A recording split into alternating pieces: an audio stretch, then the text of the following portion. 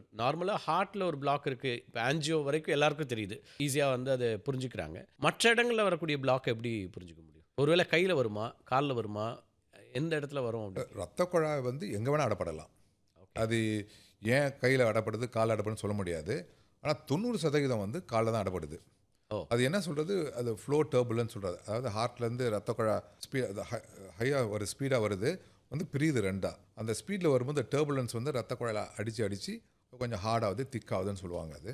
But it can happen anywhere. இது எப்படி கண்டுபிடிக்கிறதுனா, இப்போ நம்ம கம்யூனிட்டி ஸ்க்ரீனிங் இப்போ வந்து பாப்புலேஷனில் போயிட்டு எல்லாருக்கும் இந்த இந்த பாதத்தை டெஸ்ட் பண்ணி பார்த்தாக்கா கம்மியாக போகிறது ஏசிம்டமேட்டிக் டிசீஸ். அதாவது அவங்களுக்கு கஷ்டம் இல்லாமையே வியாதி இருக்கிறது வந்து காமனாக இருக்கலாம்.